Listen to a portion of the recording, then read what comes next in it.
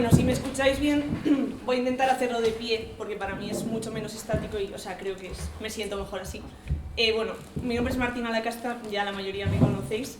Y bueno, estudié en Samiñánigo, en el Instituto Viejo Aragón, y sí, la verdad que soy la más joven en participar aquí, pero bueno, es cierto que aunque todavía estoy estudiando la carrera, siempre he mostrado mucho interés por este campo, entonces aparte sí que he hecho cursos en marketing digital y bueno, es un tema que me interesa bastante, y la rama que más me interesa es intentar entender por qué nos comportamos así cuando compramos, porque para nosotros el proceso de comprar es realizar la compra y ya está, pero realmente para las empresas hay detrás un proceso que tienen que analizar paso a paso. Entonces, en estos 15 minutos que tenemos voy a intentar resumirlo.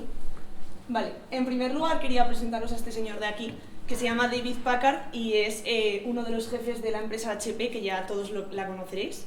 Y él dijo que el marketing es demasiado importante como para dejarlo en manos del departamento de marketing. Y yo la primera vez que escuché esta frase, pues me quedé pensando porque no le veía mucho sentido, porque normalmente al departamento de marketing no se le tiene muy en cuenta en las empresas, suelen contratar a personas que muchas veces no están especializadas en marketing, entonces dije, pues ya que está el departamento de marketing creado, pues por lo menos vamos a darle importancia. Pero luego entendí que este señor iba mucho más allá, se refería a que el marketing no solamente lo puede analizar la gente que estudia eso, sino que es fundamentalmente el cliente en quien se debe centrar el departamento de marketing. O sea, sin el consumidor, las empresas sin sus consumidores no serían nada. Bueno, quería, antes de empezar a centrarme en el proceso de compra, que pudierais entender, no sé, porque a mí mucha gente me pregunta que qué es lo que se estudia en marketing concretamente y que si es publicidad, y bueno, realmente siempre intento explicar que no es lo mismo, pero me cuesta mucho explicarlo. Entonces quería hacer pues eso, un pequeño inciso de que pues el marketing y la publicidad no son lo mismo. O sea, la publicidad es más el proceso de crear esa como parte más comunicativa de lo que detrás ha hecho, para lo que detrás ha hecho falta un departamento de marketing que se encargue pues de crear el producto, de analizar los beneficios y las ventas, de que sean sostenibles, de crear relaciones de valor a largo plazo con los clientes. Y esto es algo que, bueno, es tan fácil como verlo así, más visualmente. Es una herramienta que se utiliza en marketing, que es el marketing mix. Bueno, en inglés se llama las 4 Ps, porque curiosamente son pues product, price, place and promotion, pero bueno, en castellano es así. Y la publicidad simplemente pertenece a la rama de la comunicación, que también es muy importante, porque sin la publicidad pues marketing no sería nada, pero no es lo mismo. Vale, ya centrándome más en el tema, pues quería hablaros primero de los factores que más influyen a la hora de analizar el comportamiento de los consumidores. En primer lugar, y como ya sabemos en los últimos años, los factores económicos son los más importantes, porque el precio es el mayor factor que los consumidores tenemos en cuenta a la hora de consumir. Es normalmente el factor que nos hace decidirnos entre un producto u otro, una marca u otra, y ahora mismo, en los tiempos que corren, la verdad que el precio es algo que ha tomado muchísima importancia. Por otro lado, tenemos los factores psicológicos, que esto sí que tiene como mucho más desarrollo, porque la mayoría de nuestros comportamientos, evidentemente, están estudiados por la psicología. Entonces, por ejemplo, cuando compramos influyen factores como, por ejemplo, la percepción. La percepción, pues, es la información sensorial que tenemos a la hora, o sea, cómo percibimos un producto, la información sensorial que tenemos de ese producto o servicio, pues por ejemplo, cómo lo percibimos mediante la vista, a veces el olor, el sonido, todos los factores de la percepción que influyen. También está la motivación, porque nosotros estamos motivados a comprar pues muchas veces para cubrir necesidades básicas, como por ejemplo la alimentación o la seguridad, pero hay muchas otras necesidades emocionales, que es la mayoría de compras las hacemos por necesidades emocionales muchas veces, como puede ser, por ejemplo, el reconocimiento, pues que me digan, no sé, me gusta que me vean con estos pantalones, o pequeñas cosas que nosotros no nos damos cuenta, pero que sí para las empresas tienen muchísima importancia. Luego también están las creencias, los valores, las actitudes, que, pues por ejemplo, si yo tengo una imagen negativa sobre una marca porque leo en Google Reviews que, yo qué sé, o no sobre una marca, porque yo, por ejemplo, personalmente Google Reviews lo utilizo más, pues si quiero ir a un restaurante, miro las reseñas y veo que son un desastre, pues ya no voy a ir. O por ejemplo, si una marca testa con animales y a mí no me parece bien que esa marca teste con animales, pues evidentemente no la voy a consumir. Y entonces, pues eso hasta ahí de factores psicológicos, aunque podría haber muchísimos más. Y luego, los factores culturales, sociales y demográficos son muy importantes y hay que tenerlos en cuenta. Por el lado de los factores demográficos, muy sencillo, pues no es lo mismo centrarme yo como empresa en producir un producto o servicio para mi madre, que tiene pues sus 50 años, que para mí, que tengo 20, que para mi abuela, que tiene 70. O sea, hay que centrarse porque muchas veces estos factores no se tienen en cuenta y hay empresas que han cometido errores garrafales. Por ejemplo, respecto a los factores culturales, pues este coche de aquí se llama Mitsubishi Pajero y ahora en España se llama Montero. Entonces realmente tuvieron que cambiarle el nombre en toda América menos en Brasil y en España, porque es muy difícil encontrar nombres de marca que no sean ofensivos y que funcionen para absolutamente todo el mundo, porque claro, este nombre tenía una connotación negativa y le tuvieron que cambiar. Entonces, bueno, sí que es cierto que con la globalización pues todo esto se ha complicado mucho porque intentamos que todos nuestros productos o servicios lleguen a absolutamente todo el mundo, pero es muy difícil que gusten en todos los lugares. Por ejemplo, una empresa que produzca carne de cerdo, pues evidentemente no va a centrar su producción en Arabia Saudí, porque no tendría sentido. Vale, luego, esto de aquí, el Customer Journey Map, lo he puesto en inglés porque el nombre es anglosajón. En marketing la mayoría de nombres están en inglés, pero bueno, viaje de compra de los consumidores, pero es que se le llama así. Es lo que las empresas tienen realmente en cuenta a la hora de analizar nuestro viaje de compra, porque nosotros nos quedaríamos en el cuadrado ese, en el momento de compra. Pero para las empresas es muy importante realizar, o sea, tener en cuenta las estrategias de marketing que aplicar en cada fase, porque hay que tener mucho cuidado. Por ejemplo, la publicidad que comentábamos antes iría en la fase de reconocimiento y ahí es muy importante que las empresas realicen una fuerte inversión en publicidad, porque es muy importante que conozcan tu producto. Ya dependerá a qué público te dirijas, pues harás publicidad en la radio, harás publicidad en la televisión, pondrás un cartel en el metro, dependerá. Pero es muy importante la fase de reconocimiento.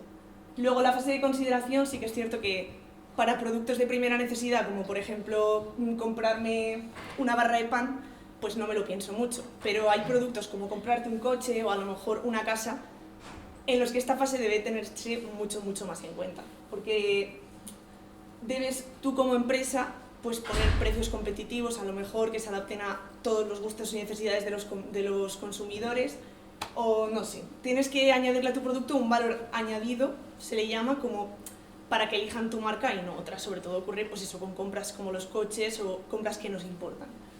Luego la compra, la verdad que de todas las fases parece el proceso más importante, pero es que realmente vais a ver que no lo es. O sea, es el más importante para nosotros como consumidores, pero para las empresas, evidentemente, que las ventas suban o bajen, pues es muy importante, pero ellos deben tener en cuenta, o sea, aplicar un marketing estratégico más bien en el resto de fases. Por ejemplo, la retención es muy importante, que si tus clientes te han comprado, pues luego tengas en cuenta qué clientes, aplicarles qué descuentos, cupones, para que guarden tu producto y para que sigan comprando, como crear esa relación a largo plazo con esos clientes.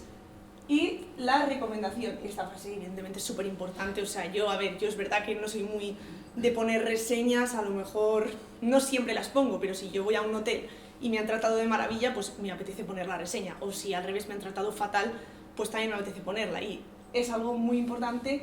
O bueno, en Sabiñánigo, ya que vivimos en un pueblo pequeño, por ponerlo de ejemplo, el boca a boca funciona muy bien. O sea, si a mí me vienen a preguntar dónde comer en Sabiñánigo, pues yo sé dónde decirles y dónde no decirles. Entonces, el boca a boca es súper importante también para las empresas.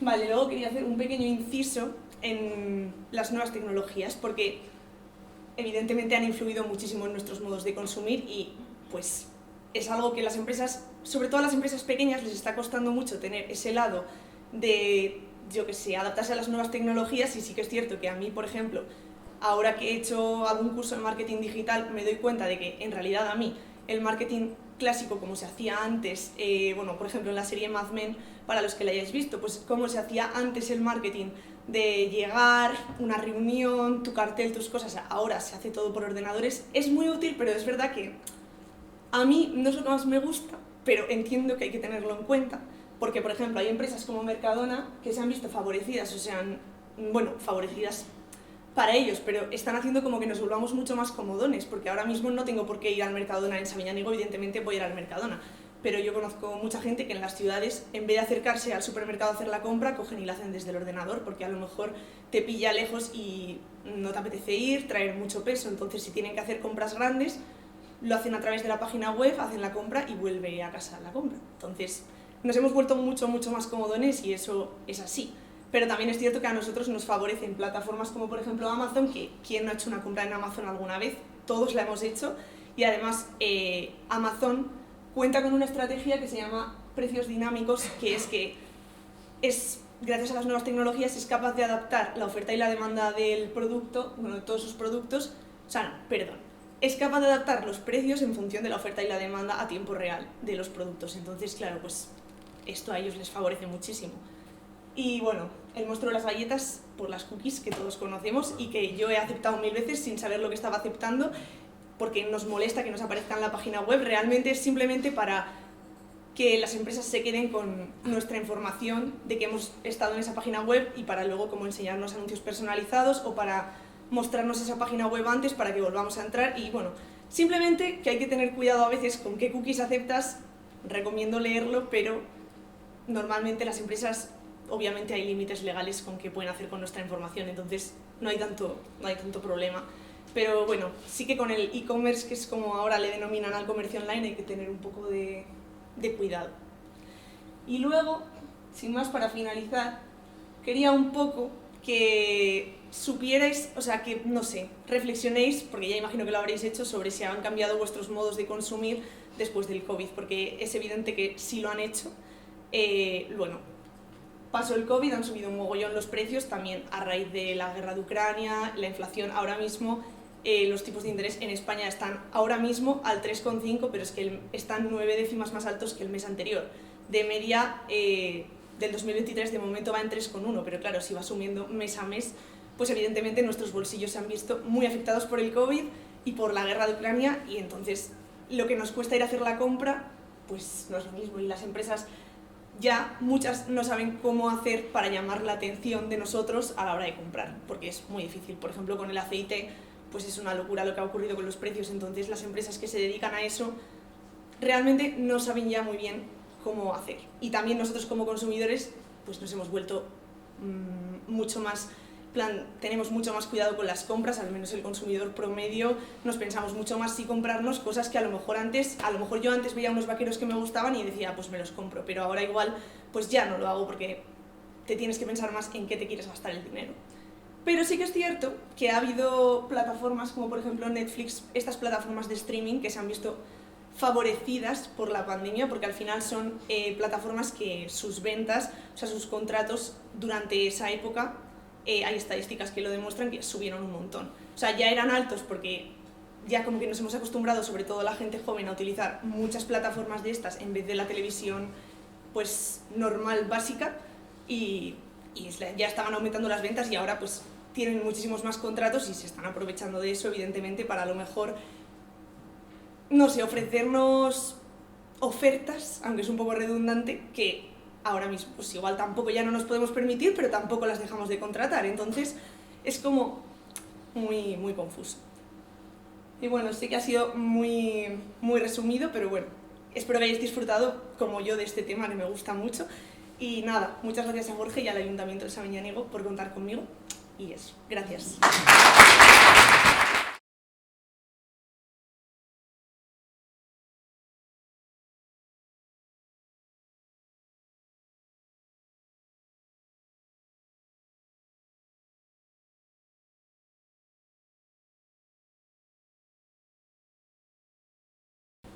Buenos días a todos. Bueno, en un primer momento me voy a presentar, me voy a situar un poco y posteriormente voy a introducir el concepto de diseño industrial y profundizaré un poquito en la metodología proyectual que rodea al diseño industrial.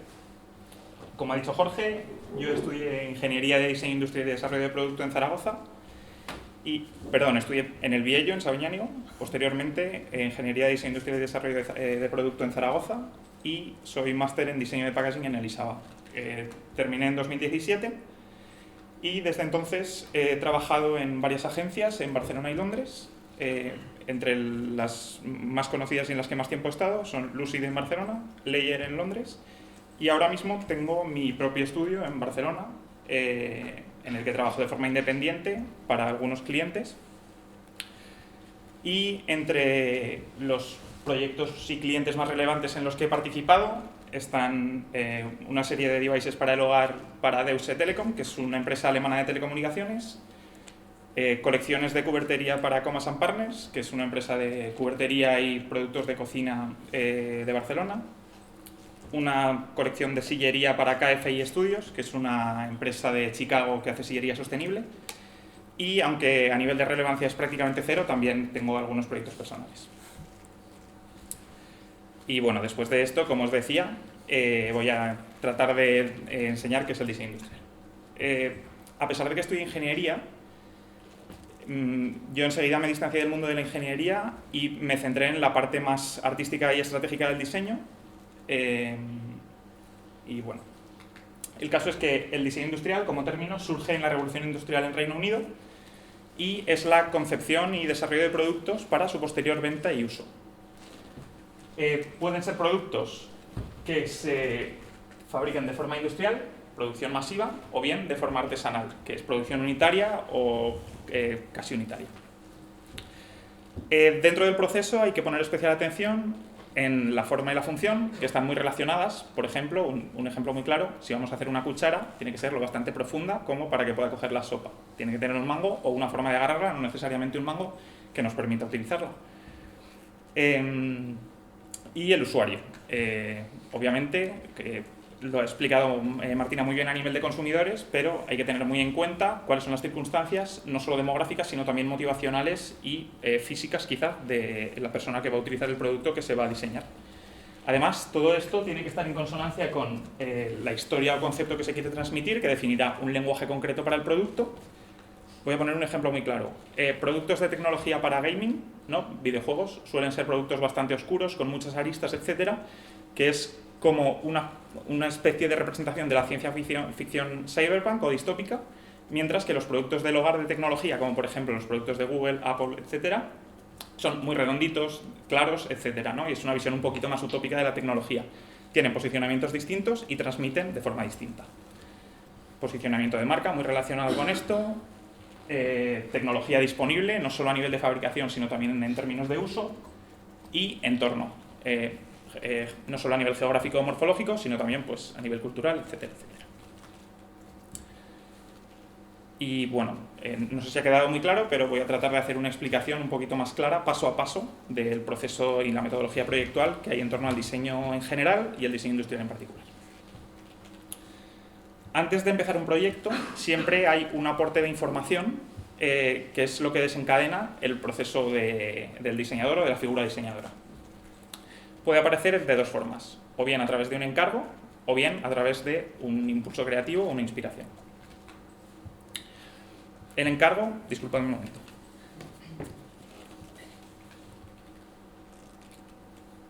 El encargo habitualmente viene en forma de un dossier o un briefing que se basa en una necesidad o bien real, ahora profundizaré un poquito en esto, o bien creada.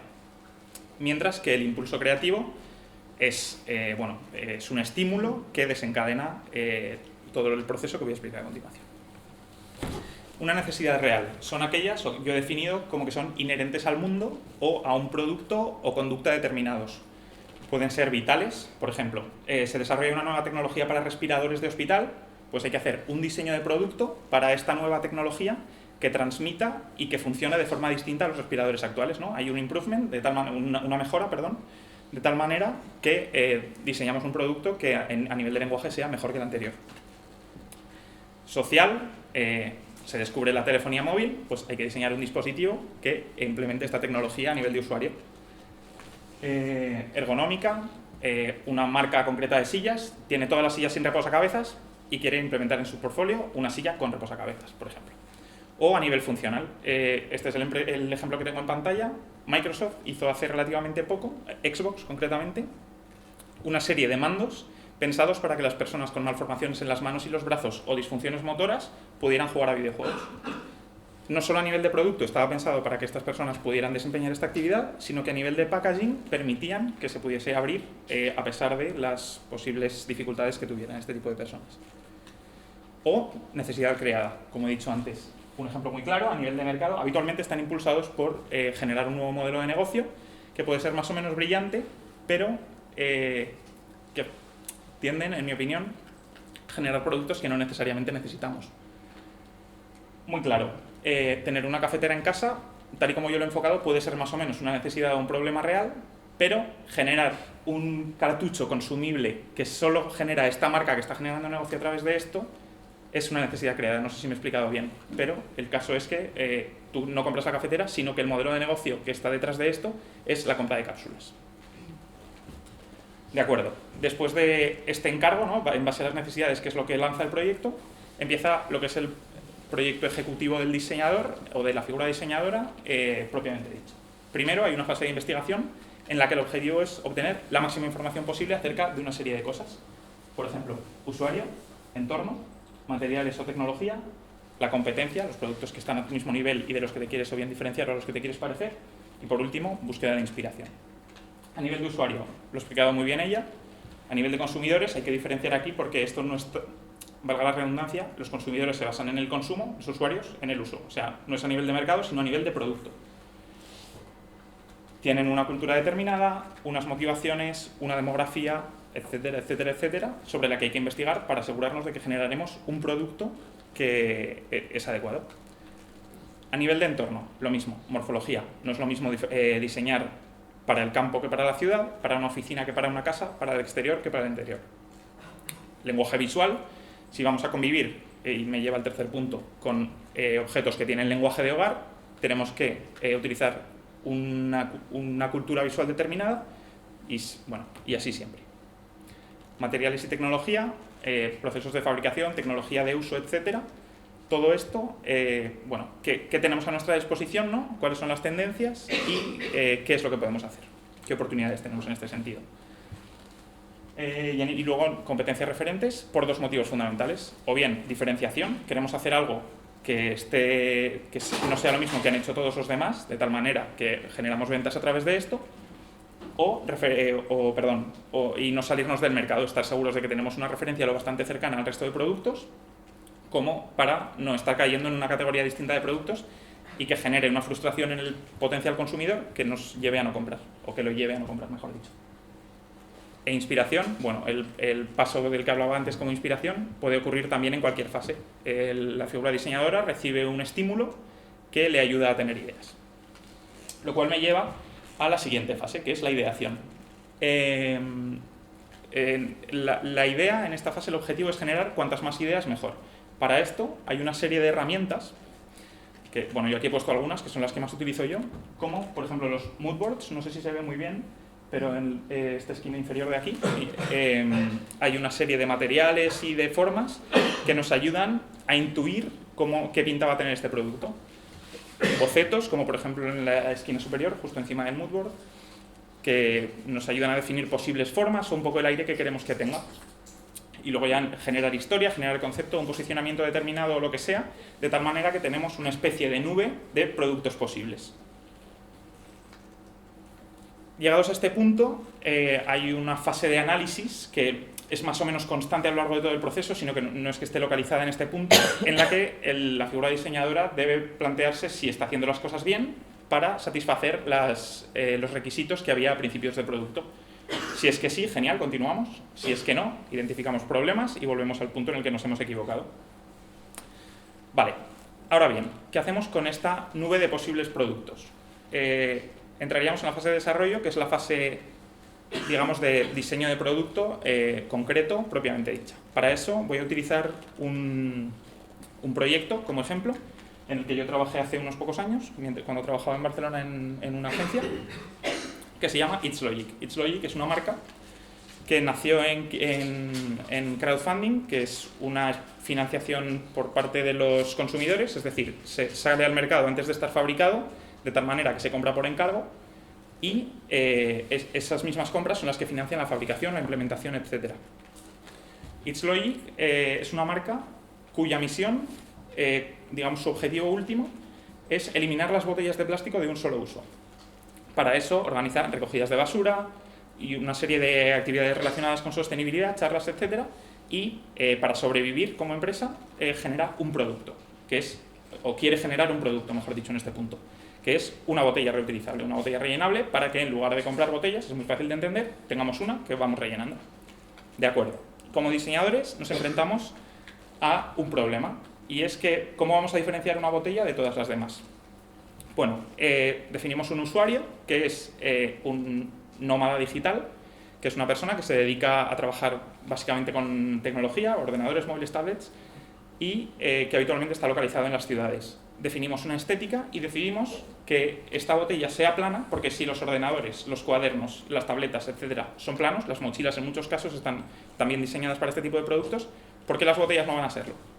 De tal manera que se hace una botella, o se decide hacer una botella plana de medio litro y se desarrolla primero a nivel de forma, posteriormente se hace un 3D, que es lo que luego terminará convirtiéndose en archivo de fabricación, y a través de herramientas de render y visualización se definen los materiales y los acabados que queremos que tenga este producto. Luego se realizan prototipos y se verifican para estar seguros de que el producto es satisfactorio y cumple con las necesidades que nosotros queremos. Y luego ya se entra, voy mucho más rápido a partir de ahora, en fase de fabricación, en la que el diseñador es un mero gestor, aporta material de CAD, ¿no? Planos, etcétera, y hace un poco control de calidad para que el producto esté bien. Y después de esto, cuando ya tenemos el producto físico, se hace una implementación a mercado. Ella probablemente lo ha explicado mucho mejor, pero el diseñador aquí suele tener, en ocasiones, yo lo he tenido a veces, hace de director de arte y ayuda a generar contenido comercial. ¿Cómo queremos que sean las fotografías de este producto? ¿En qué nos vamos a basar para proponer unas imágenes u otras? Bueno, pues como hemos dicho, el producto tiene una historia, una forma de comunicar y una serie de cosas que hacen que se diferencie del resto de la competencia. Es plano, con lo cual no se ve muy bien, pero aquí está dentro de un bolsillo, cabe en la funda del ordenador, varios colores, sirve para beber, etcétera, ¿no? Se genera como un imaginario, que es lo que luego va a servir para transmitir a través de este producto. Se genera packaging también, lo he traído. Y luego se implementa, como he dicho, nació en crowdfunding, ahora tiene su propia tienda de e-commerce y ya termino. Luego ya tenemos la capacidad de comprar el producto y aparece, está en mercados y posteriormente en uso. Y quisiera terminar con una última reflexión que voy a leer directamente. Y es que el diseño no es un proceso ejecutivo llevado a cabo de forma mecánica por un individuo o equipo, sino que es un acto de cultura visual y comunicación a través del cual el diseñador o diseñadora conecta con los usuarios, no solo a nivel funcional, sino también a nivel motivacional y aspiracional. Y con esto termino. Muchas gracias a todos por venir y a Jorge en especial por la invitación.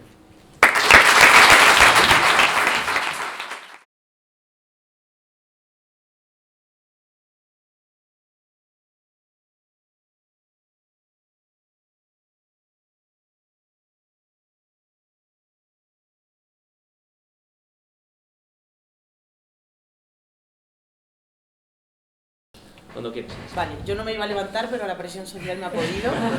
Entonces, bueno, pues soy Inés Perales Martínez, vengo a hablaros un poco algo diferente a lo de mis compañeros, pero vengo a hablar sobre la psicología penitenciaria, que creo que es un área súper desconocida dentro de la psicología y dentro de las funciones de nuestro Estado, todo lo relativo a las instituciones penitenciarias, así que me parecía interesante.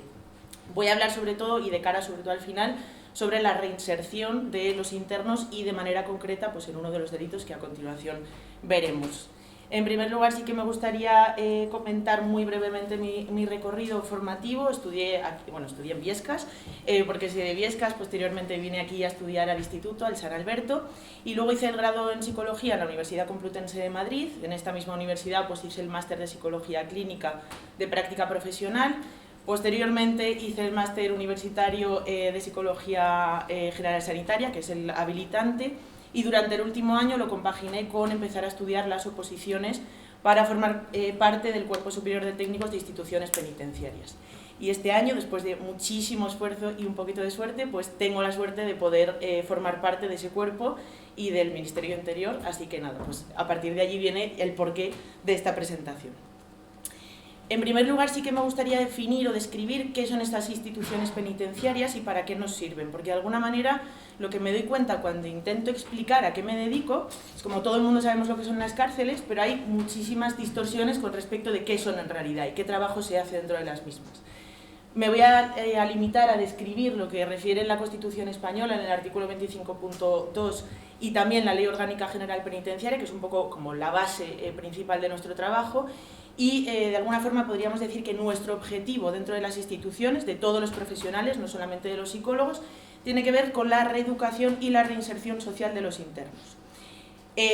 También, evidentemente, pues vamos a estar muy relacionados con la retención y la custodia de estos sujetos, por razones evidentes, y ante quién o sobre quién vamos a trabajar. Pues no solamente sobre aquellas personas que están penadas, es decir, que un juez ha decidido que tienen que cumplir una condena y esta condena pues es de prisión, les ha impuesto una pena de prisión, sino también vamos a trabajar con aquellas personas que están detenidas, es decir, pues que han hipotéticamente realizado un delito y hasta que el juez decrete si deben quedarse a la espera de juicio internalizadas o no, pues también vamos a trabajar con ellas.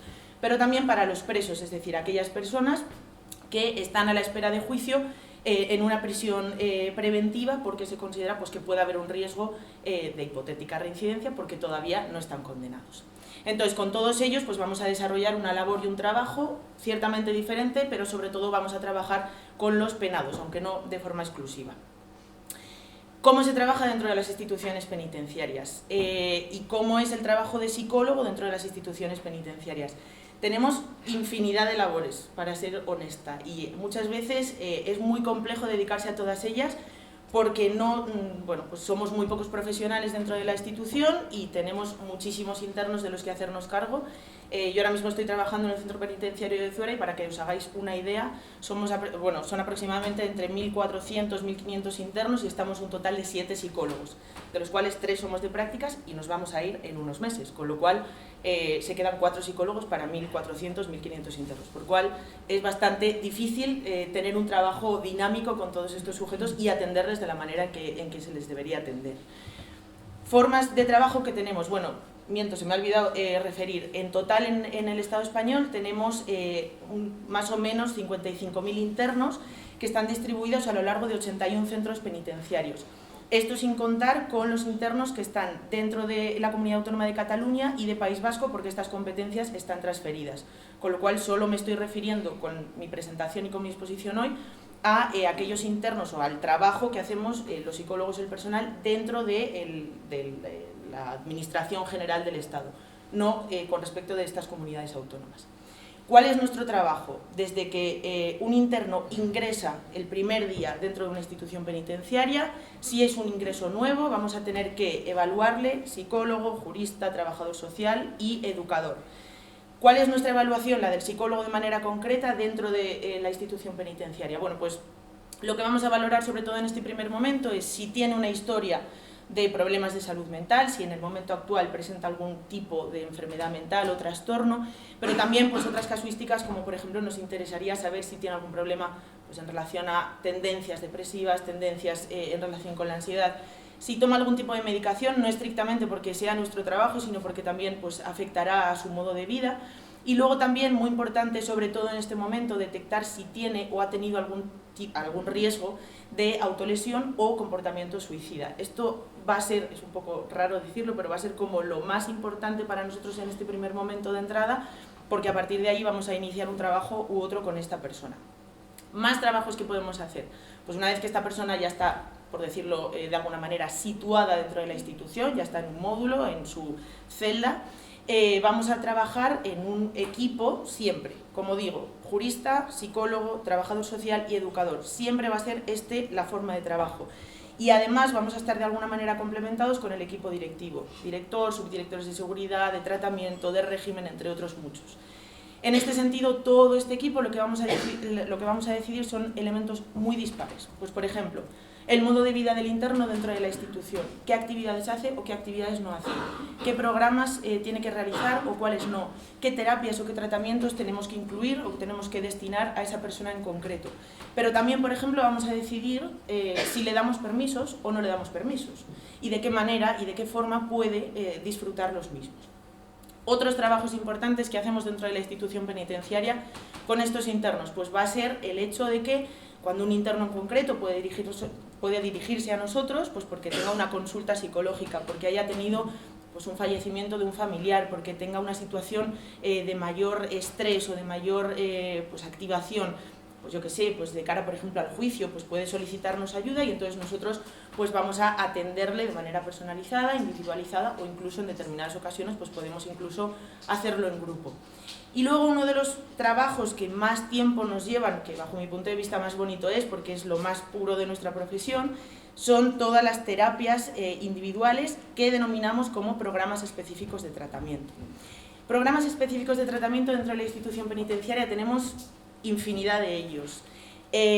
Generalmente se desarrollan, hay digamos dos tipos de forma de trabajo dentro de la institución penitenciaria. Tenemos unos pocos profesionales que están en Madrid, en los servicios centrales, que se dedican de alguna manera a desarrollar todos estos programas y procesos de tratamiento, y luego estamos pues todos los profesionales en los centros penitenciarios, en los servicios periféricos, que nos vamos a dedicar de alguna forma a trabajar o a implementar estas terapias o estos programas con los internos.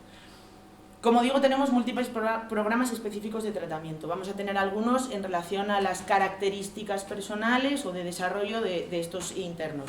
Por ejemplo, jóvenes, van a ser todos aquellos que tengan menos de 21 años y en casos específicos menos de 25 años. También, por ejemplo, vamos a tener programas específicos de madres. Todas aquellas internas que estén cumpliendo una pena de prisión y que estén acompañadas de sus hijos de hasta 3 años dentro de la institución penitenciaria. Hay programas específicos para ellas.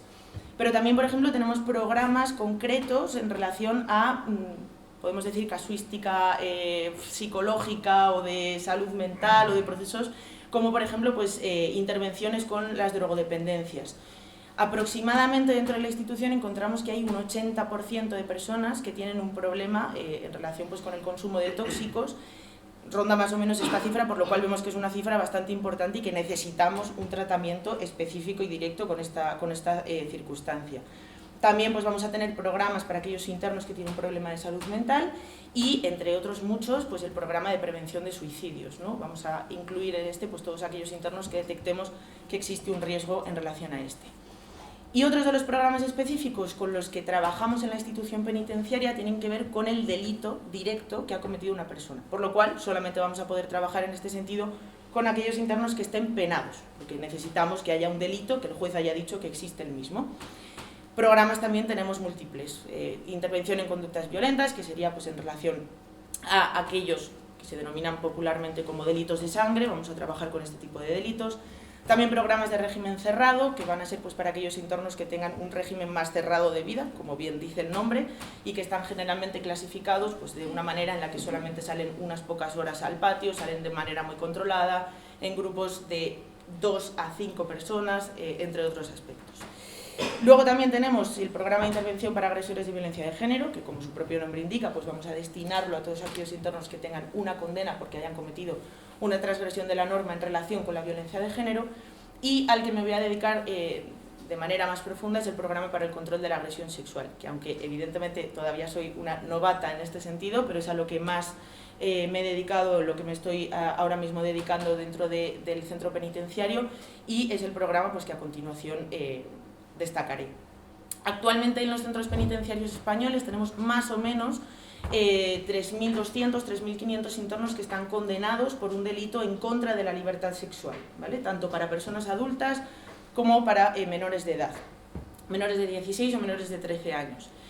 Y no podemos decir que haya una característica concreta que les reúna o que reúna todas estas personas. No hay una característica definitoria y específica. Lo que encontramos es una gran cantidad de factores de riesgo que en función de la cantidad de ellos que aúne la persona, pues van a tener un mayor riesgo o no de llevar a cabo este tipo de comportamientos y en un futuro pues tendrán mayor riesgo o no de llevar a cabo reincidencia. ¿Cuáles son algunas de estas características más importantes o principales? Pues en primer lugar, elementos biológicos. Parece un poco contradictorio con lo que acabo de decir, pero sí que es cierto que se han encontrado en algunos estudios pues, que habría factores de riesgo como tener mayores niveles de testosterona u otras hormonas que harían o predispondrían más a la persona a llevar a cabo este tipo de comportamientos violentos.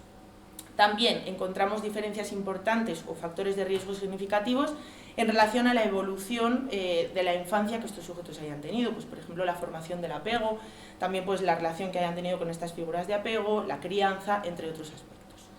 Otro elemento importante van a ser factores socioculturales. Encontramos diferencias importantes y evidentes pues, en relación a quién es mi familia, en qué entorno me muevo, qué aceptación de la violencia tenemos, qué educación sexual, y por esto es tan importante el hacer énfasis en la educación sexual a lo largo de toda la etapa de desarrollo, porque es esencial para que las personas entiendan los límites, entiendan qué supone una relación sexual consentida o no, entre otras muchas. Otro elemento importante o grupo de factores de riesgo importantes que podemos encontrar son todos aquellos relativos a lo afectivo sexual, es decir, una persona en la etapa de la pubertad, adolescencia, cómo se ha desarrollado en relación a la sexualidad de esta persona, ¿no? Encontramos que muchos de los victimarios, es decir, de las personas que han ejercido este tipo de agresiones, en su momento fueron víctimas. Entonces evidentemente no es una relación direccional y no es una relación de uno a uno, pero sí que es cierto que hay cierto riesgo de que estas personas en el futuro puedan ser victimarios y de hecho lo encontramos. Por tanto, vamos a trabajar también mucho con ello.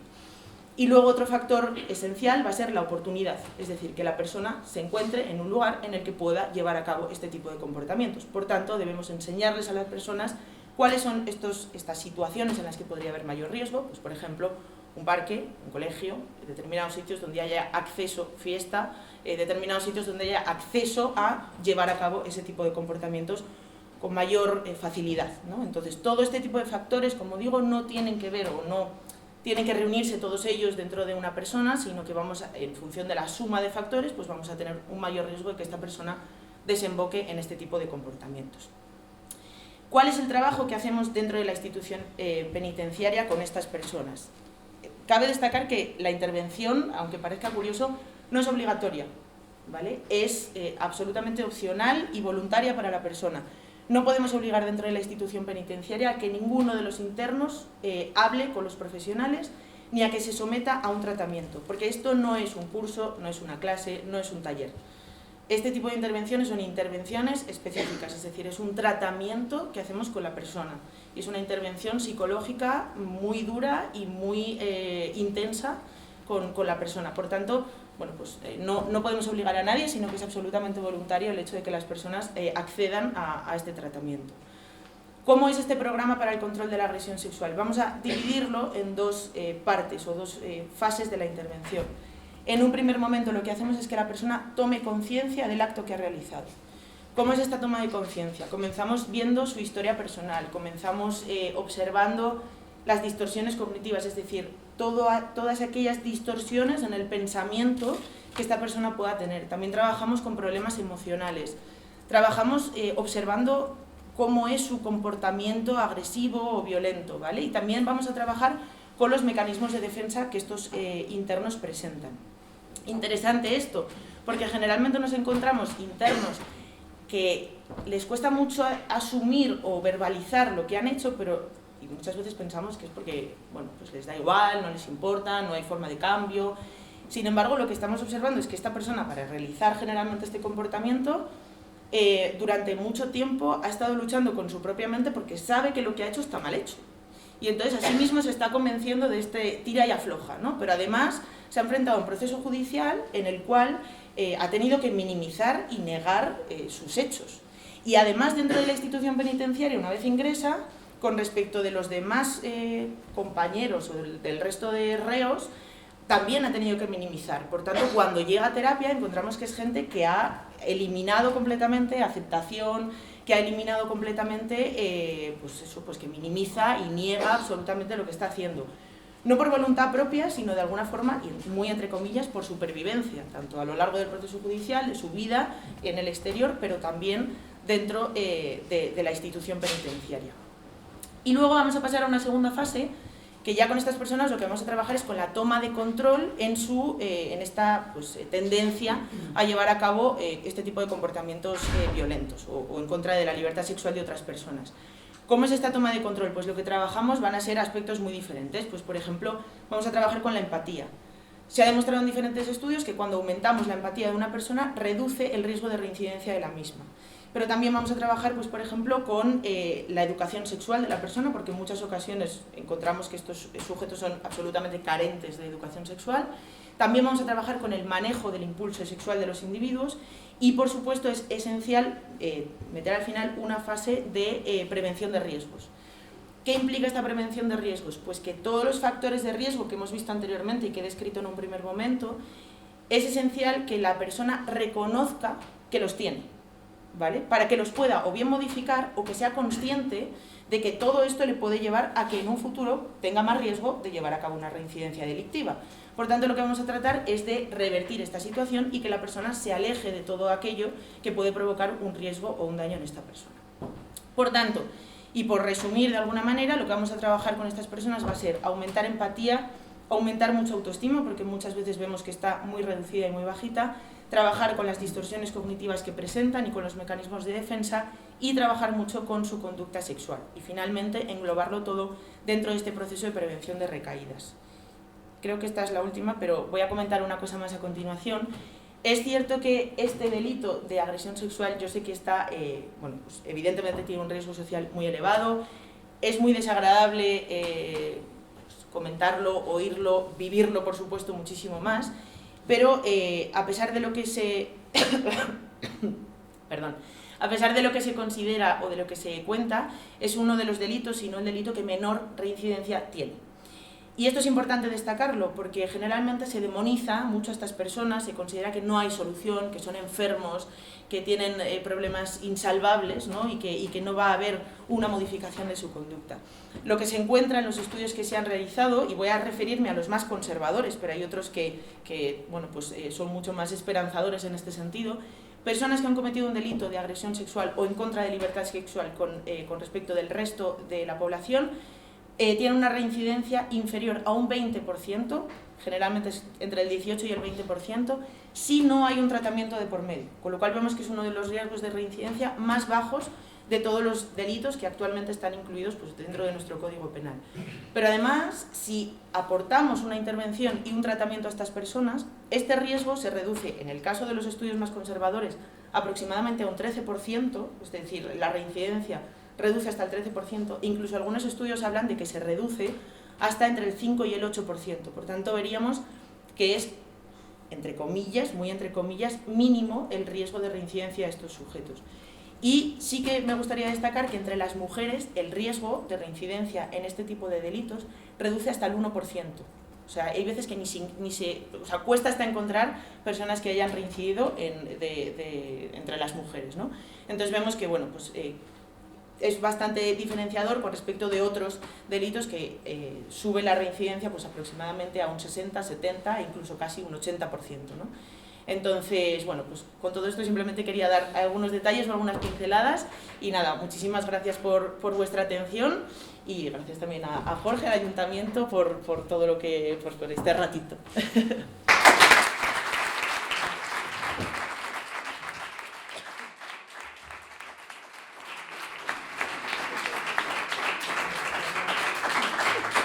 Muchas gracias, Inés, por tu presentación. Ahora vamos a abrir un turno de preguntas, comentarios, debate. Tenemos bastante tiempo, así que hemos tratado muchos asuntos muy interesantes, algunos un poco polémicos. Yo tengo aquí un Word lleno de preguntas preparadas, pero os animo a que hagáis las preguntas, los comentarios que se os hayan ocurrido. José Carlos. Bueno, si hay más. Como yo ya hablaré luego, si hay más que vayan a... Habrá. No, bueno, en realidad tenía varias para cada uno, pero yo que sé, por empezar por la última, que está conmigo, que trabajo en la facultad de psicología, pues tenía tres cosas, pero bueno, voy diciéndotelas.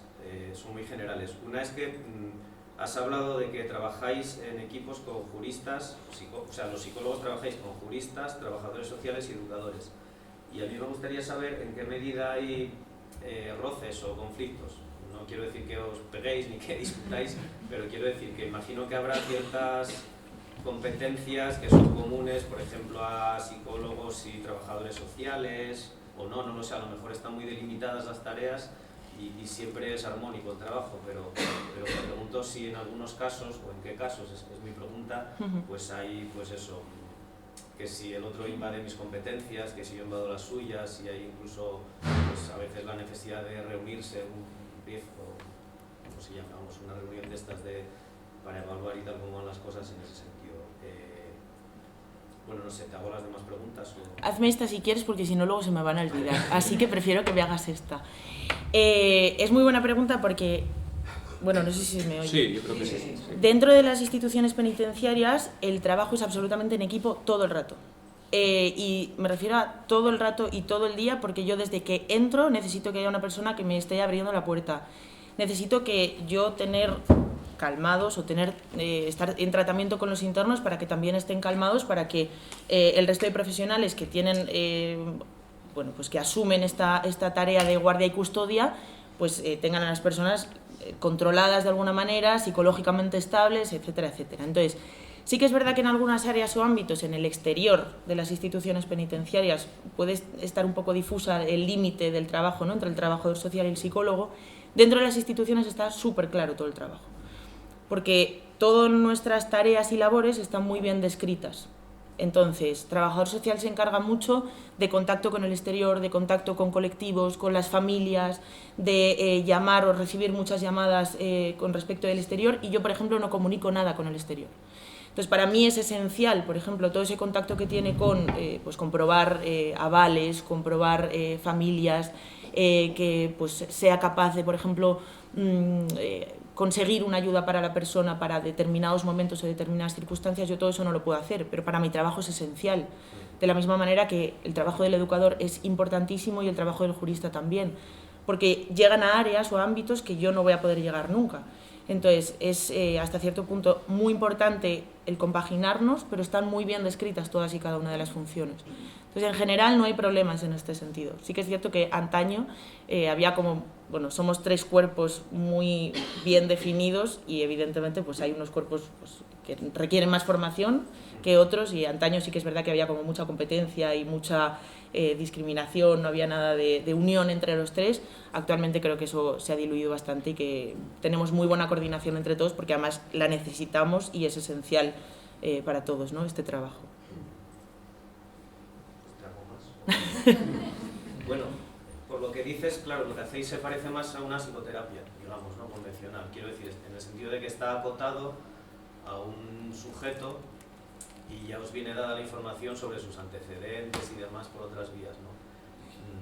No sé si acierto o no al llamarlo así, pero bueno, en todo caso, decías que es voluntario que una persona interna se someta a una intervención. ¿Sabes más o menos qué porcentaje se suele o dependerá muchísimo del centro? Nada, pues pura curiosidad. ¿No? Depende, no es que te pida el dato así de que lo conozcas. Depende mucho. Sí que es cierto, estos programas están muy bien establecidos al nivel de que en algunos de ellos te sugiere qué chistes utilizar en cada momento o qué comentarios utilizar en cada momento.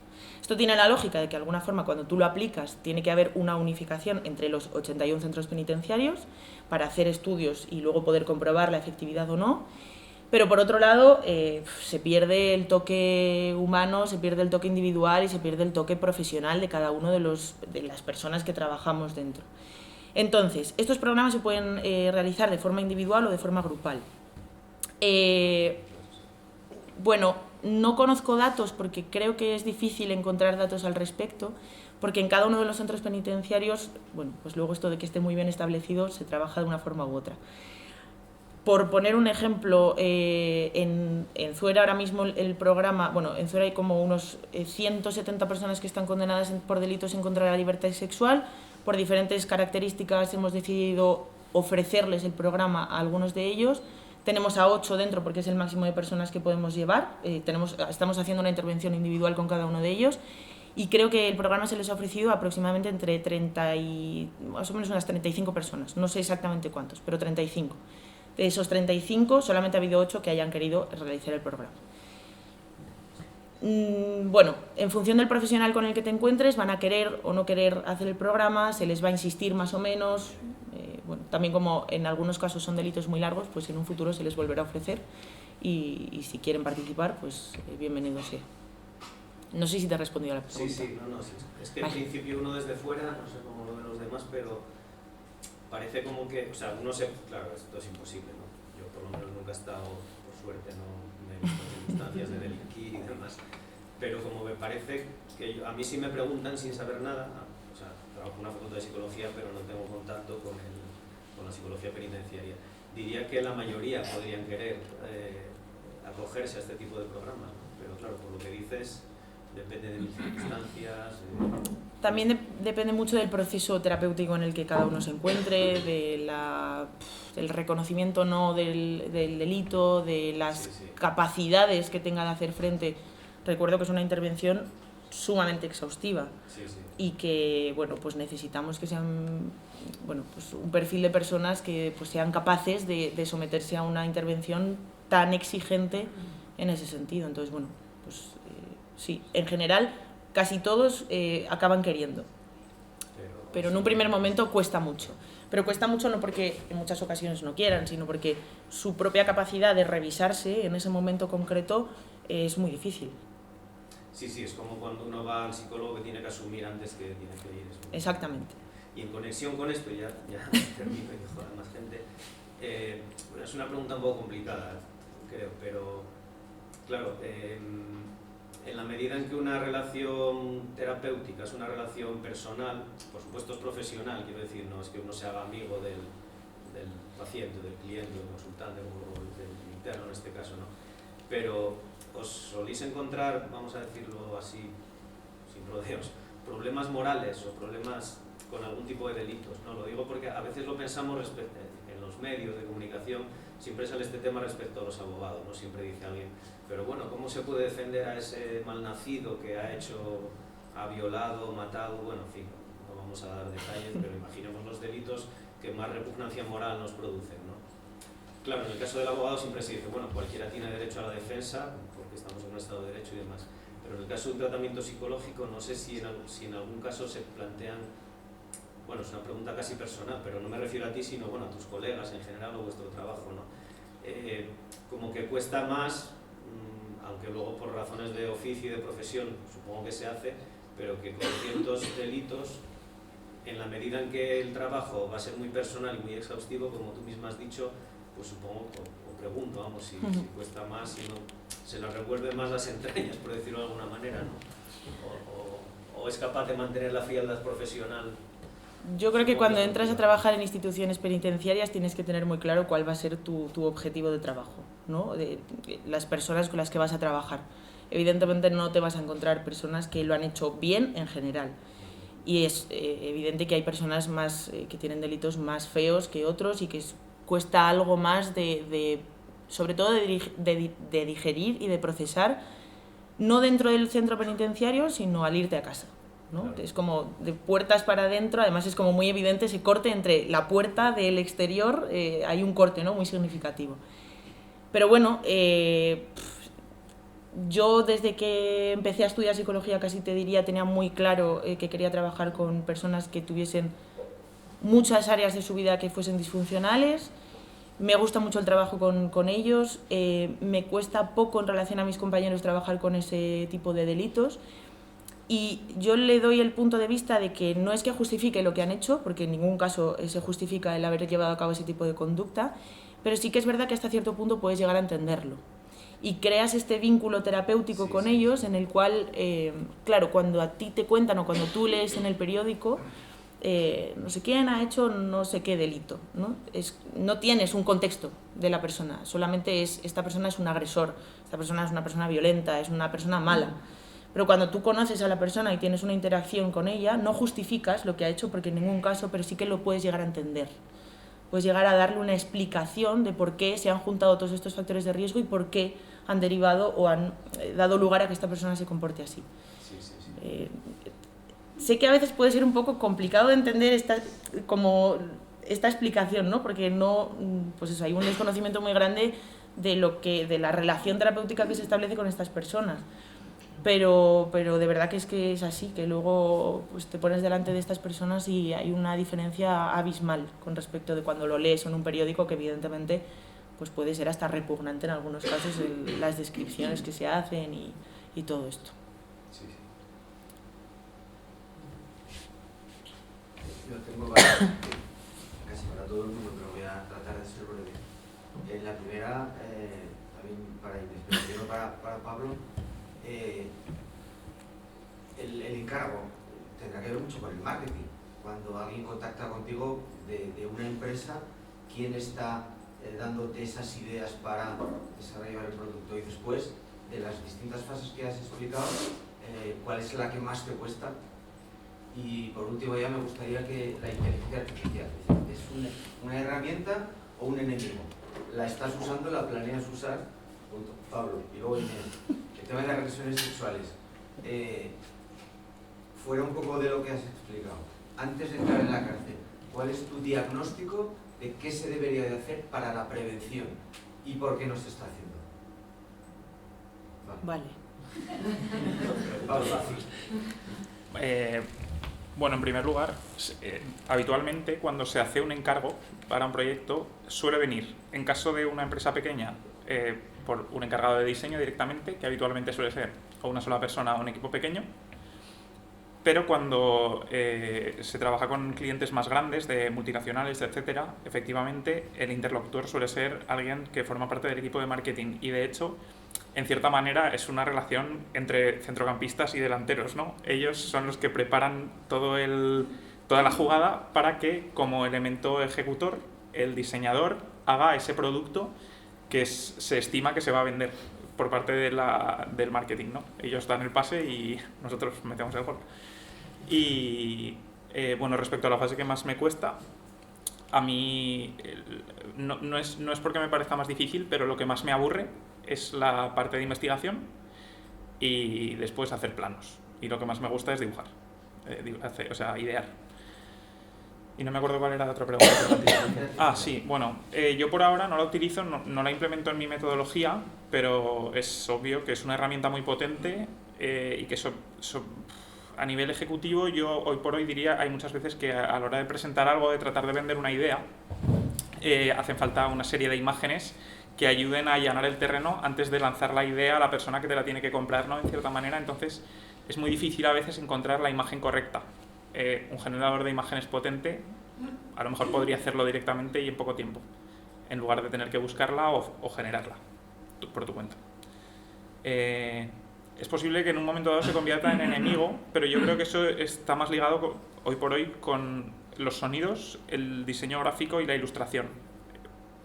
Porque a nivel de diseño industrial, como he dicho antes, hay muchas veces que el proyecto se enfoca directamente a la fabricación industrial y ahí hay una serie de reglas que hoy por hoy, insisto, con las que la inteligencia artificial creo que no puede cumplir, que son una serie de requerimientos que tienen que cumplir los productos para poder salir de molde, por ejemplo, etcétera. Y antes de que empiece Inés para marketing, escucha, hablas de marketing digital, pero ¿qué es? ¿Es campañas de TikTok, Instagram, Facebook? O además de este marketing digital, ¿qué más marketing hay? ¿Qué da periódicos, televisión, anuncios? Pero bueno, elabora un poco esto. Vale. Inés. No, vale, te iba a decir, dale, porque sigo pensando, pero es que vaya pregunta. Vale, es muy difícil porque hay muchísimos factores de riesgo. Como digo, no es uno solo con el que podamos trabajar de manera directa, porque si no, pues evidentemente no habría este tipo de delitos, pero sí que es cierto que tenemos que trabajar con todos aquellos que reúne una persona. Si tuviese, creo que destacar un par de ellos, serían sobre todo la historia personal de la persona, es decir, valga la redundancia, la forma de apego que ha creado esa persona con sus figuras de apego, la manera de cuidados que ha recibido, con quién se ha relacionado, si ha sido víctima de abusos o de agresiones sexuales.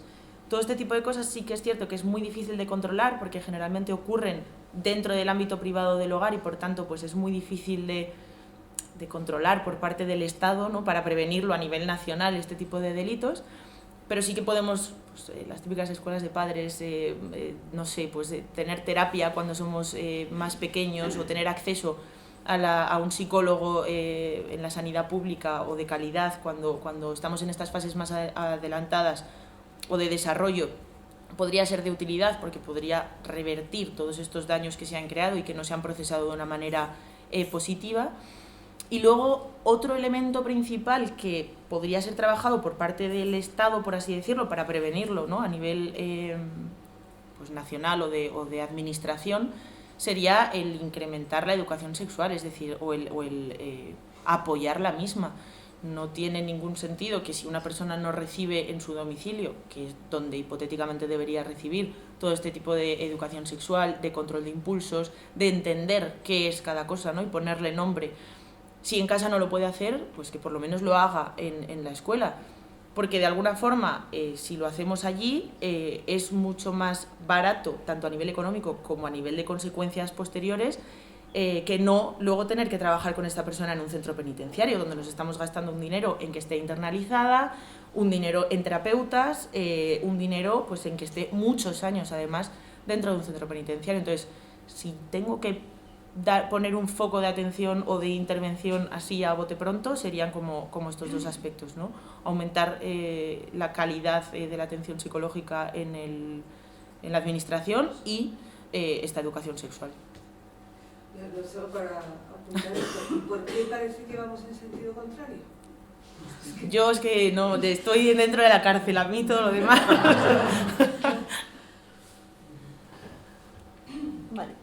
Vale, a ver, un cambio un poco brusco de tema, pero da igual.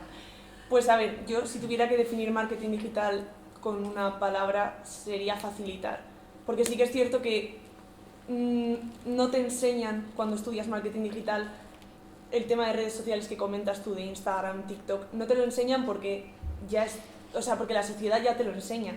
O sea, realmente no hace falta que vayas a una universidad a aprender marketing digital y te enseñen sobre cómo funciona TikTok, porque está ya como muy metido en la sociedad que incluso las empresas más pequeñas deben tener esas redes sociales, nos guste más o nos guste menos, porque sobre todo, a ver, depende a qué público te dirijas otra vez, o sea, es que todo depende a qué público te dirijas, pero generalmente, si ahora mismo si te diriges a jóvenes y no tan jóvenes, es que aquí depende de qué consideremos, necesitas tener ese marketing digital hecho, pero así te enseñan plataformas más bien, plataformas muy concretas de marketing, pues te enseñan a utilizarlas para generar encuestas, para generar estadísticas de cómo van las ventas de la empresa. Está los dos lados de marketing digital, pues eso, el de la investigación de mercado para saber cómo está funcionando las ventas de tu empresa y los beneficios, y por otro lado la comunicación. Y ahora mismo sí que es cierto que es un poco controversia porque a lo mejor a través de las redes sociales y del marketing digital o de poner una encuesta en una página web no estás siendo concreto, porque antes a lo mejor para hacer encuestas, que ahora lo siguen haciendo, sobre todo el marketing político, otro tipo de marketing que hay, pues te llaman por teléfono y respondes una encuesta, pero sí que es cierto que ahora eso muchas veces se hace online, y como todo se hace online, pues le piden a la gente un poco, a las empresas, ese nivel, y hay empresas muy pequeñas que a lo mejor creen que no deben tener esa participación en redes sociales, pero es importante. Y respecto a qué tipos de marketing existe, yo creo que las personas pensamos que hay menos, o sea, que el marketing está menos metido en las empresas, igual que es menos relevante, porque antes ni siquiera era algo que se estudiara aparte, o sea, era algo que se daba por hecho que lo podía hacer cualquiera con cualquier titulación, y ahora se ha vuelto algo pues muy concreto, y no sé, existen muchos tipos, desde marketing farmacéutico, máster solamente en marketing farmacéutico para saber cómo funciona eso, marketing político, marketing industrial, marketing de moda, evidentemente, marketing de todas las áreas que te puedas imaginar, tiene que haber detrás alguien analizando cómo vender eso. Sí, por allá primero, Alfredo.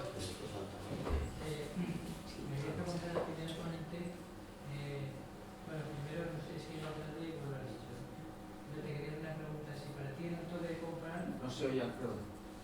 ¿Para ti el acto de comprar es un acto social o es una transacción económica? Bueno. Para el segundo ponente, cuando se trabaja con ese sujeto virtual que has comentado que es que fija, por así decirlo, el cliente potencial, si con el paso de los años, en tu opinión, ese sujeto virtual, que es el cliente potencial, se va haciendo cada vez más general en sus características, va cada vez más universal, por lo contrario, si cada vez tenemos que ir sacando más la lupa y contando detalles que lo particularizan. Si vamos a hacer una globalización o al revés, estamos yendo en sentido contrario. Y para Inés, te quería preguntar muy concretamente la demonización que has dicho que existe para los defensores personales.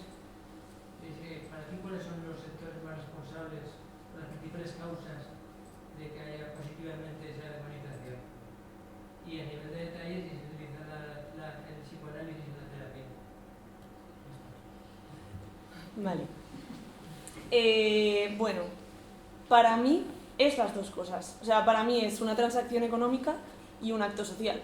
Lo que creo que a lo mejor para el lado de la empresa, visto desde el lado de la empresa, igual para ellos evidentemente los beneficios que les provoca realizar esas ventas son una transacción económica, pero es lo que he intentado explicar antes de que no hay que desviar el lado social. O sea, sí que creo que el lado social de las compras igual tiene es más importante tenerlo en cuenta, porque para mí la transacción económica al final son los factores económicos que nos llevan a realizar una compra, me parece una pequeña parte de todo lo que nos lleva a realizar una compra.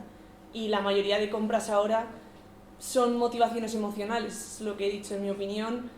Vale, sí, hay muchísimas compras, pues eso, para cubrir necesidades muy básicas, pero en general la mayoría de compras que hacemos son motivaciones emocionales, entonces sí que creo que es un acto social y de hecho es que no hay más que ver el consumismo de la sociedad de hoy en día, que es que aunque no quieras ser consumista, todos somos consumistas porque es la sociedad en la que vivimos, es una sociedad de consumo, viene desde años atrás y bueno, eso se le puede preguntar a cualquier sociólogo, pero es que es prácticamente imposible escapar de ello aunque no quieras. Entonces, sí que es algo social, porque no sé hasta qué punto haríamos no sé, el consumismo es algo social, no existiría si no viviésemos en una sociedad. He sido un poco redundante con esa palabra, pero creo que no existiría, ¿sí? ¿No? Y eso.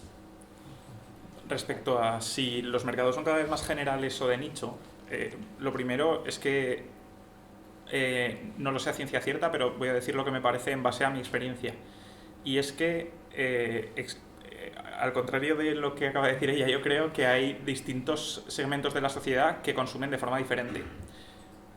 Y sobre todo creo que está muy relacionado con el tipo de producto, por llamarlo de alguna manera, al que nos estamos refiriendo. Por ejemplo, hoy en día hay muy poca gente que no tenga un teléfono móvil. Sin embargo, personas que compren activamente pensando en la sostenibilidad, también, por suerte, la tendencia es buena, ¿no? Cada vez hay más, pero no es un mercado tan grande como la gente que compra un móvil. Y esto se puede extrapolar tanto a un extremo como al otro. Y entonces tengo la sensación de que depende, ¿no? Que hay determinadas categorías de producto en las que cada vez afectan a más consumidores o a más usuarios, mientras que hay otras que están pensadas directamente para ser compradas por un determinado consumidor que tiene unas características muy concretas y que se va a fijar específicamente en ese producto y compra por una razón muy determinada. Vale, y con respecto de las preguntas que me has hecho, en primer lugar, el por qué yo considero que hay esta demonización hacia este tipo de agresores o de transgresores de la norma en relación con la libertad sexual. Evidentemente hay un riesgo, hay un daño muy grande a las víctimas y se crea un daño muy muy grande, no solamente en el momento concreto, sino luego a posteriori, tanto a la víctima directa como a todas las víctimas secundarias que rodean el caso, ¿no? Entonces, evidentemente es un delito pues, que tiene una gravedad muy importante y con el que se debe atender de manera exhaustiva y bueno, pues entiendo que es por este motivo, ¿no? Y entiendo la alarma social que crea, los problemas o las distorsiones a nivel social, incluso también o cultural, todo esta casuística. Y luego la segunda pregunta, en relación a si utilizamos psicoanálisis, creo que era por ahí, ¿no? Si utilizamos o si somos tendentes a utilizar este tipo de técnicas de intervención. En general no, porque lo que en general se utiliza son todas aquellas técnicas o intervenciones que están validadas empíricamente. Entonces, como el psicoanálisis no lo está, porque no hay estudios que cercioren o que se establezcan que a ciencia cierta hay una modificación conductual de estas personas o en este tipo de casuísticas, en general no se utilizan. Sí que es cierto que, independientemente de esto, dentro de la institución penitenciaria tenemos mucha libertad, entre comillas, los profesionales para utilizar unos modos o unas formas de terapia u otras. Entonces, si no nos ceñimos estrictamente a lo relacionado con los programas específicos de tratamiento, todo el resto de trabajo que podemos hacer sí que podemos, entre comillas, meter mucho nuestro estilo. Entonces, cada uno pues, utilizamos o nos manejamos con el que mejor, bueno, pues el que más consideramos que nos sirve, ¿no? Que más, con el que más cómodos nos sentimos. Pero en general, yo creo que hay hasta cierto punto poca gente que utiliza el psicoanálisis por esta rama de la psicología. Pero vamos, esto no es porque lo sepa, sino por lo que he ido viendo, ¿eh? Pero también en lo cognitivo-conductual, imagino, ¿no? En general sí, y también mucho los... Bueno, pues sí, en general sí. Sobre todo dentro de los programas específicos de tratamiento son todo técnicas cognitivo-conductuales, o mucha parte. O sea, lo cognitivo, por no hablar entre colegas, Sí. tiene que ver con modificar creencias, sobre todo, y pensamientos, y lo conductual, pues comportamientos, mejor dicho así. Sí. ¿Tenemos otra pregunta por ahí? Es para Martina, que bueno, yo creo que lo has dicho ya realmente un poco como que consumimos en base a nuestras emociones, un poco personales, pero en tu opinión, ¿crees que el marketing nos ayuda a solventar necesidades que se supone que tenemos o nos está creando y generando esas necesidades? Porque hay veces que creemos que tenemos la necesidad de comprarnos, yo que sé, un patinete eléctrico porque tenemos una necesidad de desplazamiento, o realmente al ver constantemente estímulos del exterior nos ha generado esa necesidad de comprar el patinete eléctrico. Supongo que puede ser ambas, no lo sé, pero... Bastante buena pregunta porque la gente que ya es experta en marketing ni siquiera creo que se aclaren entre ellos de si el marketing cubre necesidades o las genera. Yo ahora mismo, por la cuenta que me trae, tengo que decir que las genera. Que las cubre. Que las cubre. Porque, claro, depende de con quién esté hablando, tengo que decir que las genera, depende de con quién esté hablando, tengo que decir que las cubre. En mi opinión, hasta lo que sé hasta ahora, diría que las cubre, pero porque ahora mismo estamos rodeados de tantos estímulos que muchas veces sí que nos las generamos nosotros mismos, porque estamos todo el rato, no sé, estimulados. Es que da igual, las redes sociales o vemos a otra persona con algo y lo queremos, estamos todo el rato estimulados, pero sí que es cierto que el marketing muchas veces no creo que las genere, sino que te impulsa más a quererlas, igual mediante la publicidad que hacen o cómo te enseñan un producto. Evidentemente las empresas quieren venderlo bien, entonces como que te están impulsando, pero yo cubre necesidades y deseos es la frase que más tengo que repetir, entonces me quedo con eso. Si se me permite, creo que cabe la discrepancia en esto porque en general es cierto que hay una serie de problemas y de cosas que hay que cubrir en el mundo a nivel social o lo que sea, y se generan elementos que se venden, ya sean productos u otras cosas, servicios normalmente, pero me parece que hay de todo, que justamente, por ejemplo, hay una tendencia a nivel de producto, a nivel de uso, que se llama la ultraconveniencia, y el patinete es un buen ejemplo de esto. O sea, realmente habiendo bicicletas o pudiendo caminar o habiendo transporte público necesitamos patinetes. Es discutible. Pero es verdad que es una nueva categoría de producto que resuelve un problema de una forma diferente. Entonces, a partir de aquí podríamos empezar a argumentar en ambas direcciones de forma lícita.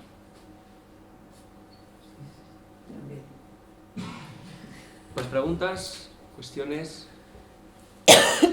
Inés, has dicho 80% drogadicción. ¿Y eso cómo se gestiona? ¿Cómo se lleva? ¿Cómo se...? Pues difícilmente, pero no sabemos muy bien y los estudios no se deciden entre qué es antes, si el huevo o la gallina, ¿no? ¿Qué es antes, el cometer un delito y posteriormente iniciarse en este consumo de tóxicos, o por el contrario me inicio en el consumo de tóxicos y como tengo menos barreras en mi conducta es cuando delinco. No hay un acuerdo con respecto de qué es antes, pero tenemos un problema muy importante de consumo dentro de la institución, muy muy importante, tanto porque, bueno, pues no sé cómo decirlo, que existe mucho con el delito y con el comportamiento, pero también porque para el trabajo dentro de la institución pues nos dificulta hasta cierto punto, bueno, pues hay que trabajar y hay que solventar antes la drogodependencia, o es antes el trabajar con el delito para posteriormente trabajar con esto. ¿Se suministra, se tolera dentro? ¿Qué es lo que pasa? No sé si puedo hablar de esto si una cámara me está grabando. Pero se intenta, o sea, dentro de, creo, no estoy 100% segura, pero casi dentro de cada centro penitenciario hay una unidad específica que se encarga de trabajar con el consumo de sustancias, hay módulos dedicados en exclusividad al consumo de sustancias, tanto a la desintoxicación como a la posterior deshabituación. Hay programas de intercambio de jeringuillas para que el consumo pues, sea lo menos dañino posible, hay programas de metadona, hay programas de todo. Ya digo que programas específicos de tratamiento hay muchísimos más de los que he comentado, y en relación a las drogas hay muchísimos, pero porque el consumo de los internos, tanto fuera como igual dentro, es muy amplio. Y hay un problema muy grande y muy gordo con respecto a esto. ¿Tienes miedo alguna vez? ¿Cómo se lleva eso? Todos los días. De integridad. Sí, claro, ¿no? En general no. Y yo estoy en general sola en una sala, sin vigilancia, sin cámaras, sin nada, sin nadie, con una puerta cerrada. Y en general no. Porque lo que digo, no, la persona que yo conozco o con la que yo interactúo no es la persona que está en el periódico, no es a quien se describe en el periódico o en la noticia. Es una persona que no tiene nada que ver, que podría estar aquí sentado o sentada perfectamente. Sí que es cierto que en algunas situaciones pues te da un poco de pereza entrevistarte con alguien, pues porque tienes un poco más de incertidumbre con respecto de cómo se va a comportar, ¿no? Y luego pues hay veces que tienes que dar noticias pues que sabes que a la persona no le van a gustar y que esa persona pues tiene una impulsividad mayor que el resto, que tiene una tendencia a la agresión más alta que el resto. Pero bueno, en este caso muchas veces se dice que dentro de la psicología, al ser mujer y joven, como que tira para atrás bastante porque la persona no te toma en cuenta, todo esto. Creo que en el centro penitenciario es todo lo contrario. Que el ser mujer y joven te protege de alguna manera con respecto a estas situaciones, ¿no? Porque es como que a ellos les cuesta poner en marcha más toda esta tendencia a la agresión, tienen como esta tendencia paternalista de cuidarte un poco más. Lo cual es bueno y malo al mismo tiempo, pero bueno, en relación al riesgo físico o personal no. Tomar menos en serio, a lo mejor También puede ser. Pero bueno, en todo caso yo tengo un llamador donde pues mis compañeros, si tengo algún problema... ¿Estáis esposados? No, nada que ver. Tenemos una mesa como esta y la persona está enfrente.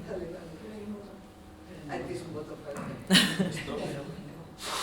Igual me voy a por lo peliculero, pero ¿os dan nociones de defensa personal o algo así? No, a nosotros no, a los psicólogos no.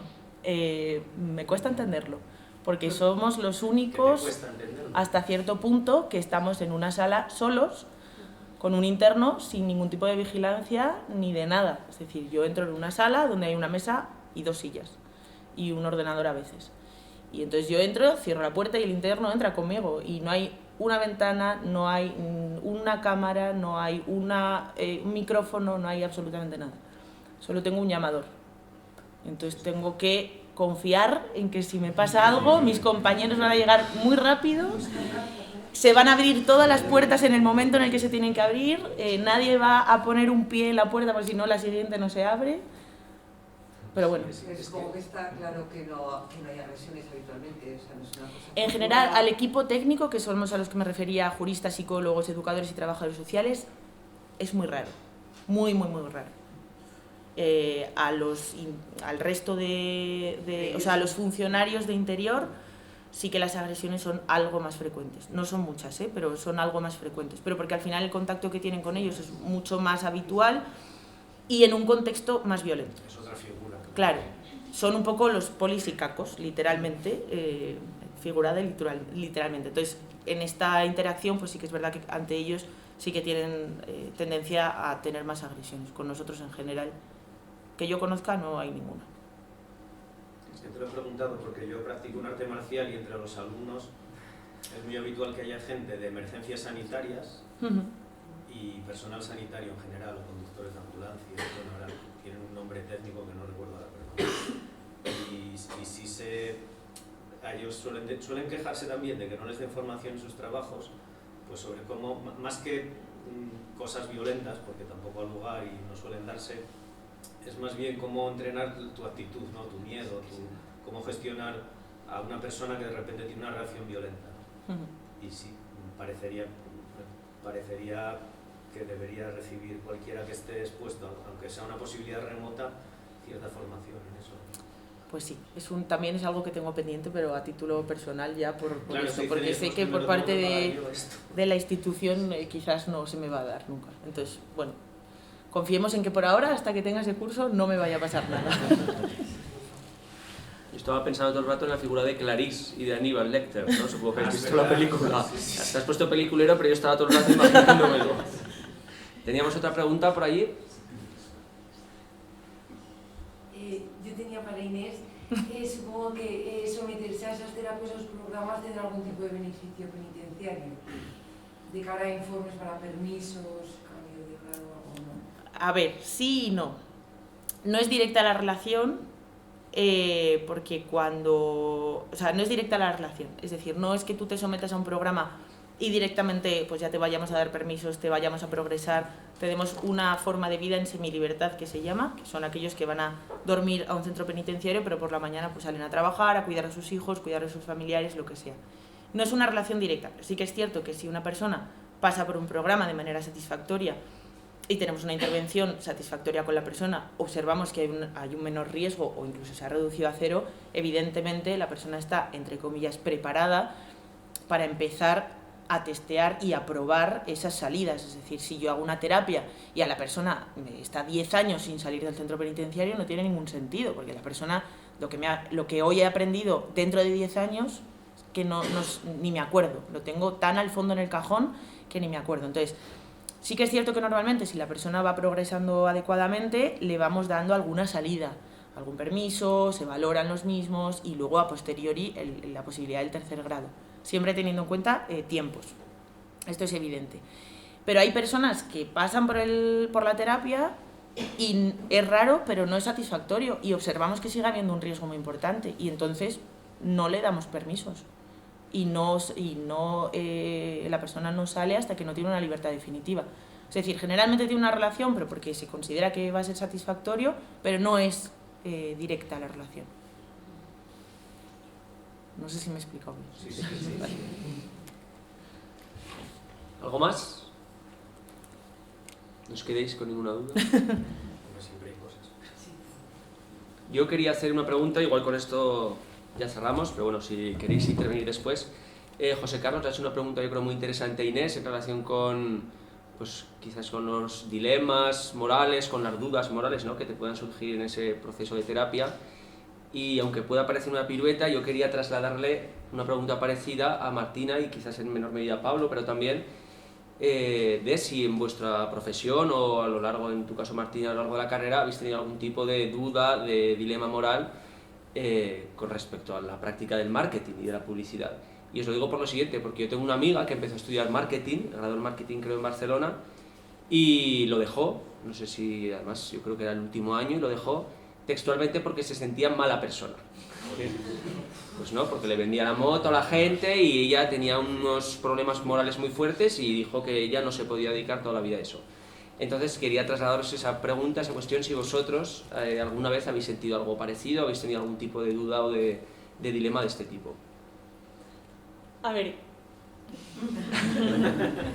yo un poco sí, porque todas las carreras que se dedican a tratar la empresa generalmente lo que busca en el sistema capitalista es aumentar beneficios, sea cual sea el coste. Entonces, muchas empresas sí que es cierto que no llevan un marketing ético, aunque es la moto que te intentan vender en la carrera. Y evidentemente, da igual, o sea, hay opiniones de todo tipo, pero a mí me gustaría, evidentemente, pues poder llevar a cabo un marketing ético. Pero sé que es muy difícil porque, no sé, no creo que se pueda escapar tan fácil de pues aumentar beneficios y da igual, aunque sí que es verdad que hoy en día, como está todo el tema del cambio climático y la sostenibilidad, las empresas que no son sostenibles y que no llevan a cabo, por ejemplo, me pongo con la sostenibilidad, pero hay 1000 campos de la ética, evidentemente, pero muchas empresas tienen que tener esa rama de decir, o sea, es que si no eres sostenible como empresa no vas a valer nada a partir de ahora. Pero sí que es cierto que igual tu amiga se sentía mal porque dices, es que muchos te venden la moto de que son sostenibles, pero luego están dedicándose a la producción masiva y sea cual sea el coste. Entonces, no lo sé. Yo sí que he tenido un poco de dilema con eso, pero espero, no sé, poder escapar de eso, la verdad. No sé. A ver, o sea, obviamente hay grados, como dice ella, por ejemplo, desde el punto de vista de producto, a mí, yo nunca diseñaría armas, por ejemplo, ¿no? O sea, pero yo creo que aquí obviamente los límites de cada uno. A nivel de inducir conductas negativas a los consumidores, creo que sí, que es muy fácil de entender que esto puede ocurrir, pero es verdad que como, o sea, nosotros, tanto los equipos de marketing como los equipos de diseño, tenemos el poder de proponer ideas.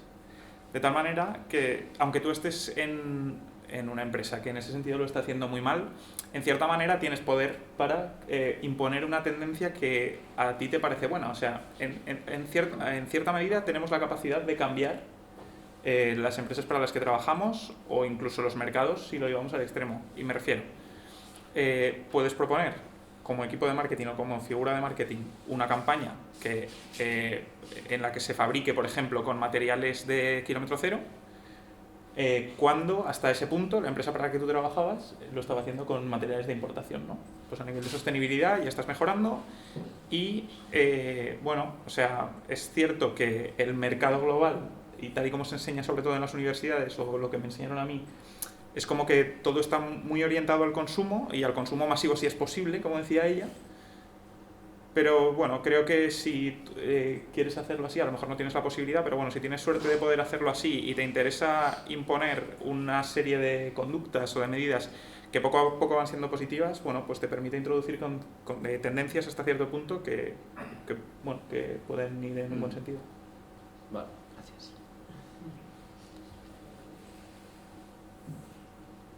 ¿Algo más? Bueno, pues si os parece lo dejamos aquí. Vamos a seguir con la conferencia de José Carlos Laredo. Vamos a hacer un descanso muy breve de unos 5 minutos para ir al baño y regresamos ahora.